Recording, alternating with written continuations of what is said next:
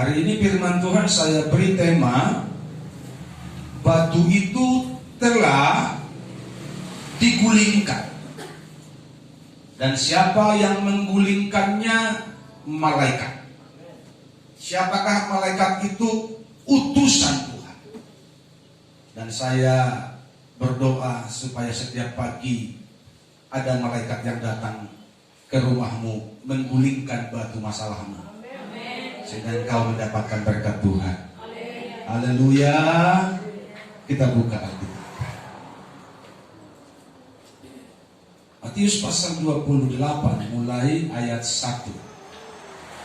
Setelah hari Sabat lewat, menjelang menyingsingnya fajar, pada hari pertama minggu itu, pergilah Maria Magdalena dan Maria yang lain menengok kubur itu.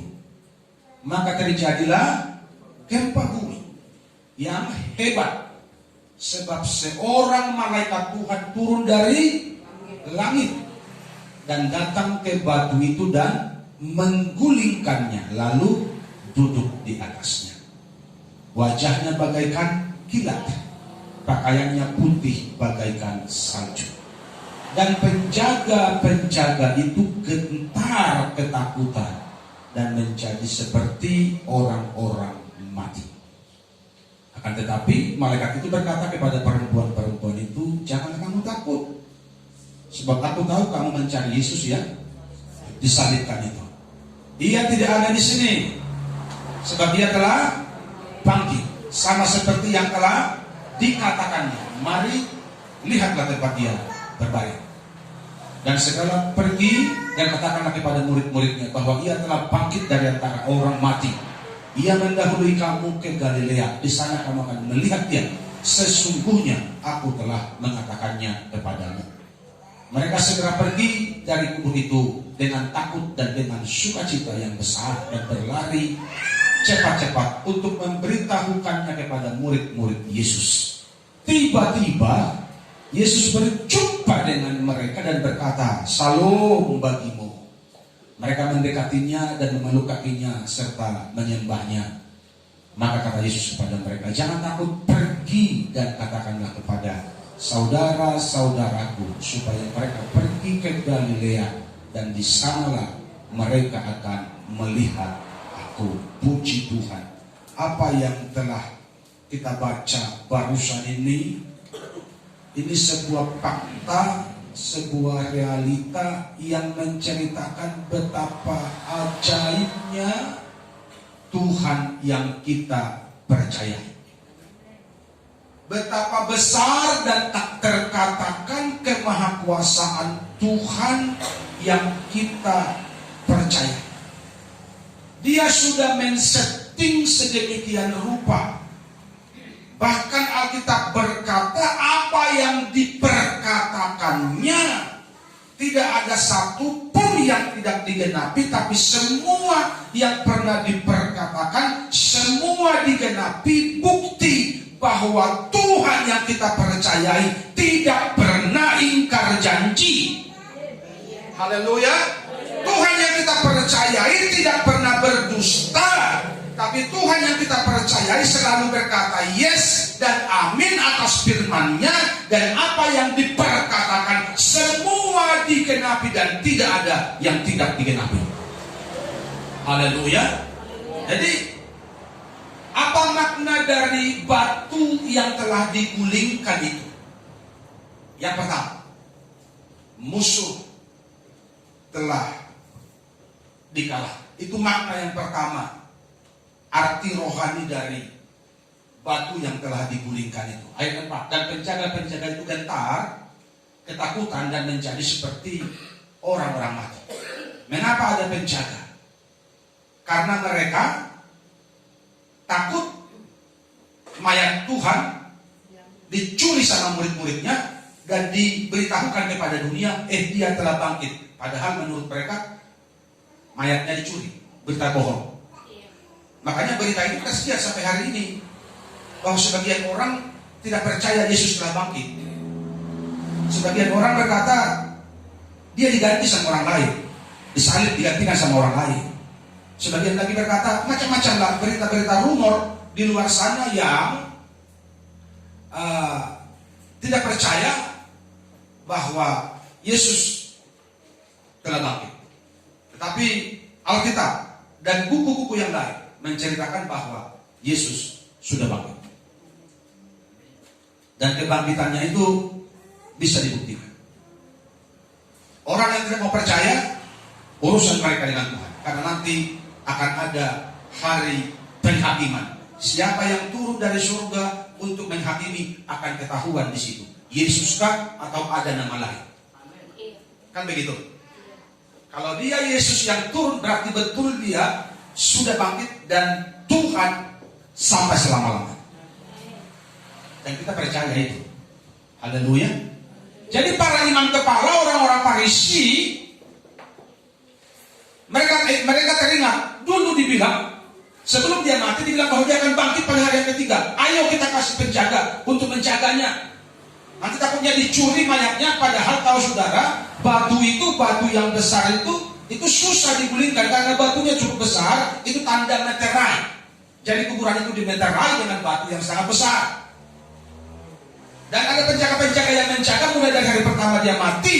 Dan begitu masuk pada minggu, malam minggu, mau subuh, Alkitab berkata terjadilah gempa bumi yang hebat, gempa bumi yang dahsyat. Kenapa? Karena ada malaikat Tuhan turun dari langit, turun dari surga. Saya beritahu kepada saudara, itu atas perintah Bapa. Haleluya. Tidak ujuk-ujuk malaikat turun, tapi itu adalah perintah Bapa. Cepat turun kau, cepat geser batu itu, karena anakku harus bangkit hari ini untuk menggenapi apa yang telah kuperintahkan kepadanya, sampai semua yang difirmankannya harus tergenapi. Karena kematian tak bisa membendung dia, maut tak bisa membendung dia. Kenapa? Karena dia berkuasa, dia Tuhan selama-lamanya. Geserlah batu itu, dan dengan santainya malaikat itu duduk di atas batu itu. Dia duduk, mungkin sambil goyang kaki kan. Tetapi di sampingnya ada penjaga-penjaga yang mukanya sudah seperti kapas, seperti salju. Mereka sudah mau mati, saking ketakutan. Saking ketakutan.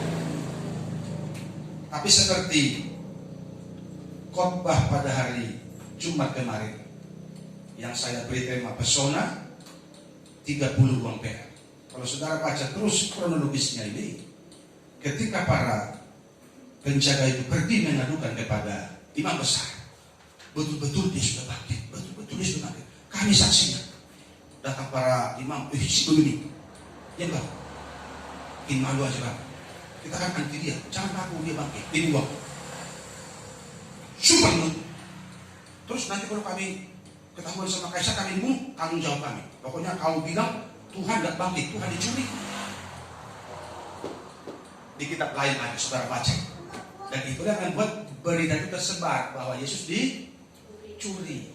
Padahal mereka sudah mau mati karena ketakutan melihat kebangkitan Yesus. Tapi ketika disogok pakai uang, diam mulutnya.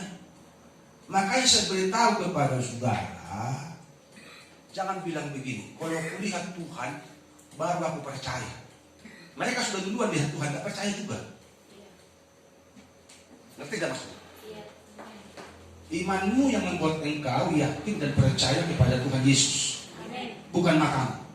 Tiap hari engkau pandang Yesus di depanmu, kalau hatimu busuk, hatimu tak mau bertobat, hatimu culas, engkau akan punya 1001 macam alasan untuk tidak percaya kepada Tuhan Yesus. Makanya Tuhan Yesus bilang kepada Thomas, berbahagialah orang yang percaya walaupun tidak melihat.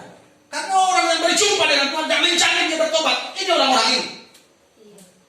Untung malaikat tidak cek dia sampai mati sekalian. Percuma kau hidup, begini bicara aja begini, kurang aja kau. Bikin cerita busuk kau gitu kan, harusnya diinjak sama malaikat dia. Tapi diizinkan terjadi supaya rumor-rumor itu membuat manusia berpikir dengan jernih. Ini kebenaran atau ini berita busuk. Haleluya. Jadi iman itulah yang membuat kita mempercayai yang tidak ada, yang tidak nampak, yang tidak mungkin, tapi kita percayai bahwa ada dan pasti terjadi.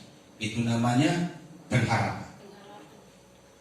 Kalau soal pandang memandang, mereka sudah pandang memandang, mereka pandang langsung, mereka lihat langsung, tapi mereka tidak percaya. Makanya umat Tuhan hari ini jangan gila-gila mujizat. Itu mujizat itu bagi orang-orang yang baru percaya.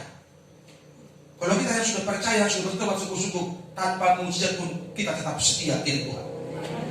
Haleluya. Tanpa ditolong pun kita tetap setia iri Tuhan. Amin. Haleluya. Tanpa diberkati pun kita tetap setia iri Tuhan. Amin. Orang kencang aminnya.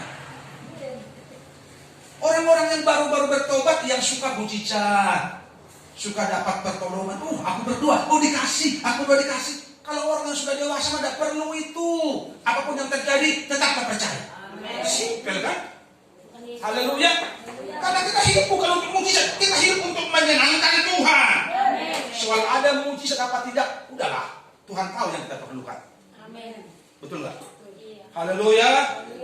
Haleluya. Tuhan selalu menolongku, selalu menjagaku, sehelai di rambutku tak akan terjatuh tanpa seizinmu.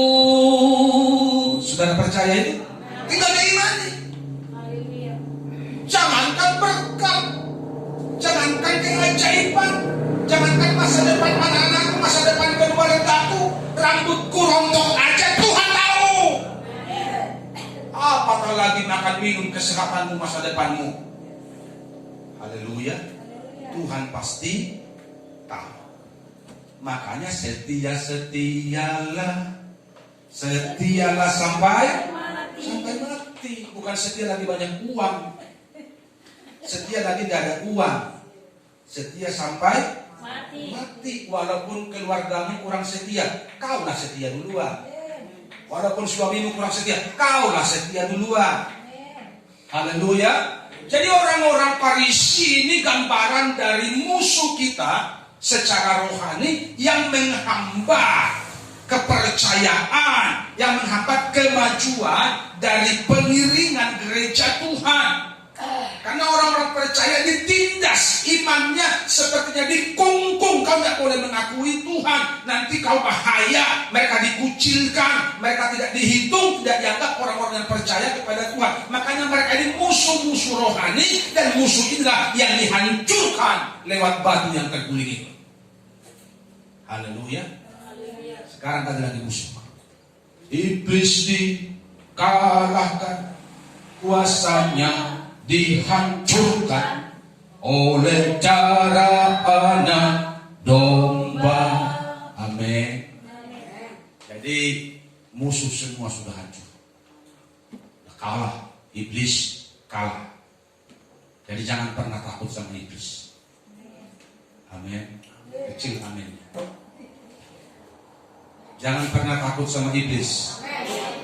Mau iblis dalam bentuk apapun, mau begu gancang, begu nur-nur, begu watuk, genderuwo, mereka yang harus takut sama. Haleluya. Kalau engkau takut sama iblis, engkau perlu bertobat lagi. Saya ulangi. Kalau engkau masih takut sama iblis, engkau perlu bertobat lagi. Jangan-jangan rohanimu bocor. Makanya ada benih ketakutan yang bisa ditembakkan simbolis sama. Kalau engkau cinta Tuhan, engkau dipimpin Roh Kudus, jangankan genderuwo, dedemit, begu ganjang, simbolis pun, bosnya pun, Lucifer pun takut sama. Saudara percaya itu? Haleluya. Aminnya di sini atau dari sini? Saya ulangi, aminnya di sini atau dari sini? Saya dulu sebelum bertobat takut sama saya, takut kali. Melihat orang mati takut. Tapi kalau nggak lihat penasaran, kan begitu kan? Jadi kalau berkunjung ke keluarga yang mati, alang-alang mau dilihat mayatnya, alang-alang enggak. Kalau enggak dilihat penasaran. Tapi kalau dilihat, maaf kata, apalagi dulu di kampung kami tidak ada kamar mandi. Kalau buang air kecil kan keluar. Jadi kalau ada yang mati, baru ada yang mati itu, kalau kita mau keluar buang air kadang-kadang jam 3, jam 4, aduh, itu nggak sanggup keluar. Ditahan lah sampai pagi. Akhirnya nangguin mulung deh. Karena saking takutnya. Aduh, nggak berarti lagi keluar sama dia. Begitu mau buka pintu, langsung terbayang tuh yang itu. Udah, tutup lagi. Takut sekali. Lewat malam-malam takut, apalagi kalau lewat kuburan. Jangan harap deh, digaji pun tak berani. Kalau sekarang, kasih tahu sama aku, kuburan mana paling seram? Dari situ apa? Kenapa? Ketika kita penuh Roh Kudus, tidak ada yang bisa menakut-nakuti kita. Haleluya. Tidak ada yang bisa lagi mengintimidasi kita. Makanya kerjaan itu adalah teknik setan. Kalau dulu kita yang teknik setan. Kalau sekarang kita yang teknik setan. Dan kalau sekarang aku tidak mau lagi, udah malas aku teknik sekarang. Tidak aku teknik, udah larinya itu. Saudara percaya? Tidak perlu ditengking pun sudah larinya itu. Tentu ini membutuhkan jam terbang. Karena gelap sama terang tidak mungkin nyatu. Datang terang, gelap pasti lari. Tidak pala tercari, keluar, tidak perlu, udah lari di duluan. Asal engkau hidup suci. Engkau sungguh-sungguh, engkau cinta Tuhan. Tapi kalau kayak anak-anak sekewa, menjual nama Tuhan, memakai nama Tuhan, bukan kau yang lengking, kau yang cabi-cabi.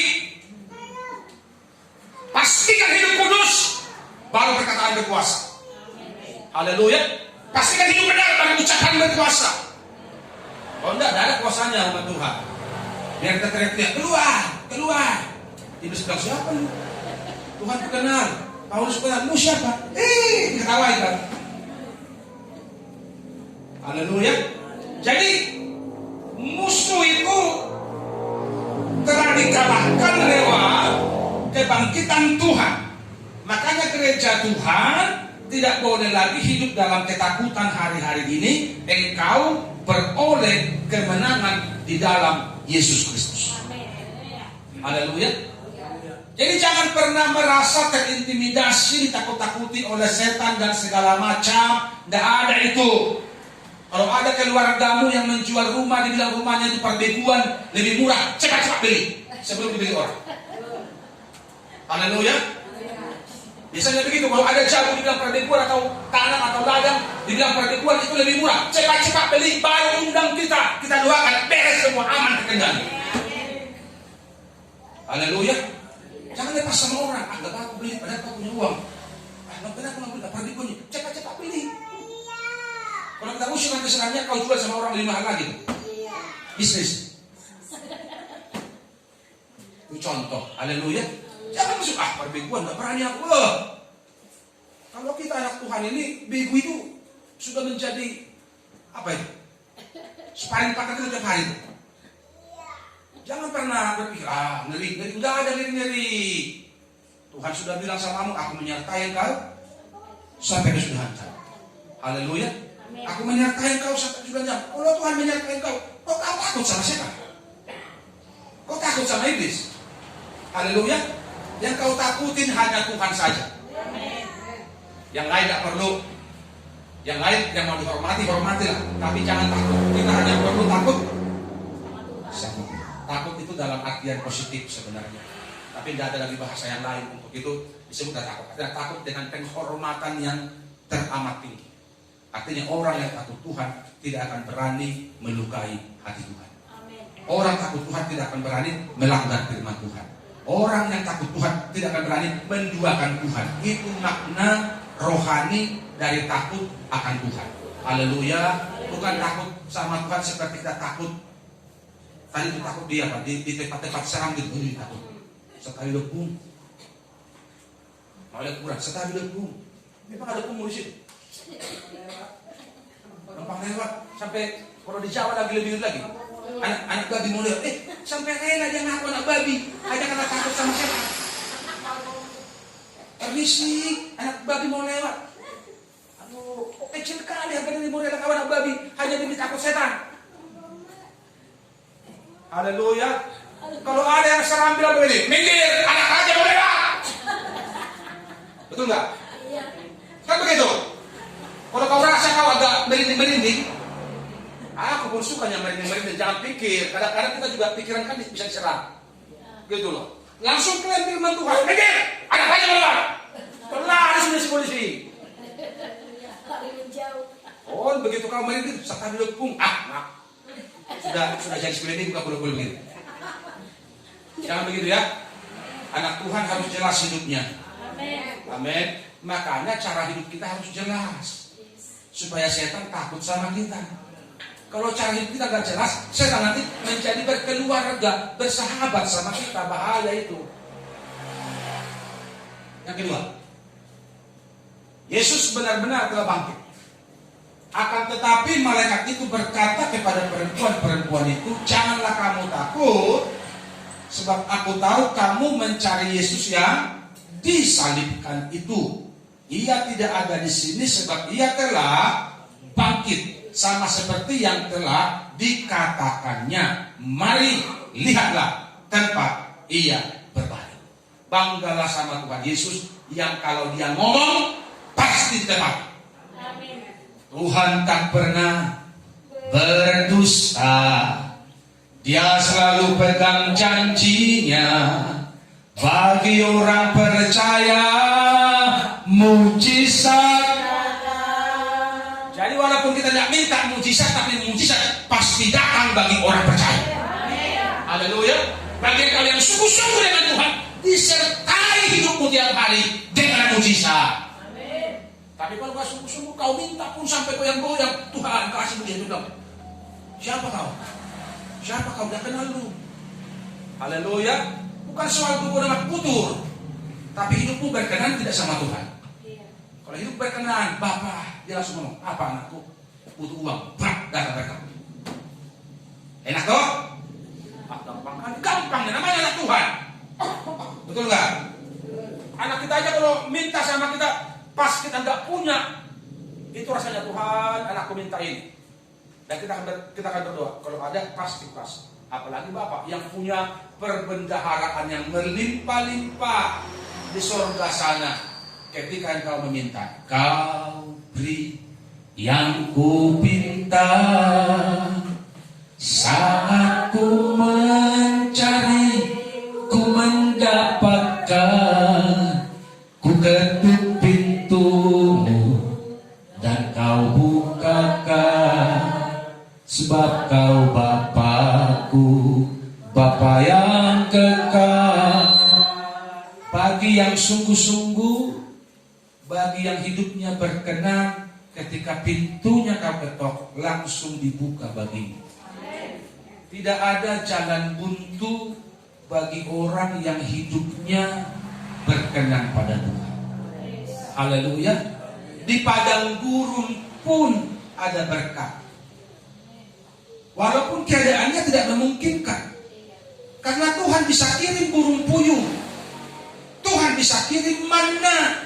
Tuhan bisa suruh Musa untuk membelah gunung batu untuk mengeluarkan air bagi orang Israel untuk minum. Makanya jangan berpikir soal tempat, kondisi dan keadaan. Dimanapun engkau tinggal, kalau engkau benar dalam pandangan Tuhan, di situ tanah Kanaan bagimu. Haleluya. Itu yang penting. Karena Tuhan kita tidak pernah berdusta. Dia genapi apa yang dijanjikannya. Dan kuasa kebangkitan itulah yang bekerja di hidup gereja hari ini. Makanya kita semua harus bangkit secara rohani hari ini. Bangkit menjadi terang, melayani Tuhan, bawa jiwa-jiwa bagi kerajaan surga. Itu sebagai imbal kasih kita kepada Tuhan. Saking baiknya Dia pada kita. Roma 8 ayat 11. Dan jika roh Dia, roh Tuhan, roh Allah, yang telah membangkitkan Yesus dari antara orang mati. Jadi siapa yang bangkitkan Yesus dari antara orang mati itu roh Allah. Yang telah membangkitkan Yesus dari antara orang mati, diam di dalam kamu, diam di dalam aku. Maka Ia yang telah membangkitkan Yesus, maka Ia yang telah membangkitkan Kristus Yesus dari antara orang mati akan menghidupkan juga tubuhmu yang panah ini oleh Roh-Nya yang diam di dalam kamu. Jadi roh yang perkasa itu, roh yang ajaib itu, roh yang luar biasa itu yang mengangkat Yesus dari kematian. Dan roh yang perkasa itu diam di dalam dirimu hari ini. Makanya engkau menjadi orang-orang yang perkasa. Haleluya. Roh yang membangkitkan Yesus dari antara orang mati, roh itu yang berkuasa atas gerejanya. Makanya gerejanya menjadi gereja yang luar biasa. Tidak ada lagi gereja yang memble, anak Tuhan yang loyo-loyo. Karena roh Tuhan yang membangkitkan Yesus dari antara orang mati, roh itu yang bekerja dalam hidupmu. Makanya aku bilang, tidak ada setan yang berani menyentuh engkau, karena roh Yesus berkuasa di hidupmu. Haleluya. Ini yang perlu dimengerti oleh kita gereja Tuhan hari ini, bahwa rohnya yang telah membangkitkan dia dari antara orang mati itu roh yang sama yang bekerja dalam kehidupan kita gereja Tuhan. Makanya engkau punya kuasa. Engkau bisa berdoa buat orang sakit, orang itu akan sembuh. Engkau bisa berdoa bagi orang yang kerasukan, setannya akan keluar. Bukan kau yang keluar, tapi setan yang keluar, karena ada kuasa atas dirimu. Makanya sungguh-sungguh ikut Tuhan. Kalau nggak sungguh-sungguh, kita akan diintimidasi oleh iblis. Pikiran kita akan dituduh. Mana ada kuasa, hidupmu aja nggak jelas. Iblis akan bilang begitu. Tapi kalau engkau benar, ketika iblis berusaha mengintimidasi, menakut-nakutkan, enggak, gua benar kok, gua hidup benar, gua takut Tuhan, gua cinta Tuhan. Enggak, iblis tidak berani lagi menggoda-goda. Ingat, iblis itu berjalan seperti singa yang mau mencari mangsa yang bisa ditelannya. Siapa yang bisa ditelannya? Yang buka celah, buka pintu, yang hidupnya gak tertib. Kalau hidupnya tertib, cinta Tuhan tiap hari, hidup dalam kebenaran, saya percaya setan manapun tidak berani mengganggu. Kuasa kebangkitan Yesus akan membangkitkan gerejanya untuk melanjutkan misi Tuhan. Misinya apa? Jadikanlah semua bangsa muridku. Itu misi Tuhan dalam Matius 8 ayat terakhir. Bagian terakhir. Karena kitalah yang telah ditentukan untuk tugas itu. Jadi kita gereja Tuhan yang ditentukan Tuhan untuk misi penyelamatan dunia yang gelap ini. Karena itu ada kuasa Tuhan dalam dirimu yang memberi engkau kemampuan dan kesanggupan untuk melakukan tugas mulia ini. Bersama katakan amin. Ada kuasa Tuhan di hidupmu yang beri engkau kemampuan. Kalau cuma karena fasih berbicara, tidak cukup. Bukan karena kebaikanku, bukan karena fasih lidahku, bukan karena kecakapanku, ku dipanggil, ku dipakai. Dan jadi ketika kuasa Tuhan ada dalam dirimu, maka engkau akan diberi kemampuan untuk melakukan tugas mulia itu. Jangan bertanya bagaimana caranya, karena Roh Kudus itu guru agung. Dia akan mengajari engkau akan apa yang harus kau perkatakan. Yang penting kau bilang sama Tuhan, ku jawab iya, iya, iya. Ku jawab iya, iya, iya. Ku jawab iya Tuhan. Ku jawab ya Tuhan, ku jawab ya, iya, iya. Tidak ada orang yang bisa, tidak ada orang yang mampu pada awalnya. Semua pada awalnya bingung dan bodoh. Tapi ketika Roh Kudus diizinkan bekerja, maka Roh Kudus itu yang mengajari kita untuk melakukan, untuk menjalankan kebenaran. Haleluya. Kalau orang tidak mau dipimpin, dia akan banyak alasan. Seperti Yesaya, ketika Tuhan suruh dia bilang begini, Tuhan jangan aku. Harusnya kan, Tuhan ini aku, utuslah aku. Ini enggak, Tuhan ini aku, utuslah dia. Itu bagi orang yang berdalih. Kalau orang yang mau nurut, jawab ya Tuhan ini aku, utuslah. Tapi gue bego di Tuhan, tidak apa-apa. Tuhan akan ajar. Amin. Ikut di Tuhan, Roh Kudus akan ajar. Haleluya. Itu sebagai bukti kita mengasihi Tuhan, kita ada di dunia ini menjadi perpanjangan tangan Tuhan untuk melanjutkan misi Tuhan. Jadikanlah semua bangsa muridku. Makanya ajak keluarga, ajak teman sekampung untuk datang mencari Tuhan, tergembala di sini, supaya semakin banyak jiwa-jiwa yang dimenangkan oleh Tuhan. Setiap kursi kosong ini kita berdoa harus terisi dengan jiwa-jiwa. Haleluya, harus terisi dengan jiwa-jiwa. Karena semakin banyak orang mendengar kebenaran, maka semakin dipermuliakanlah nama Tuhan. Amin.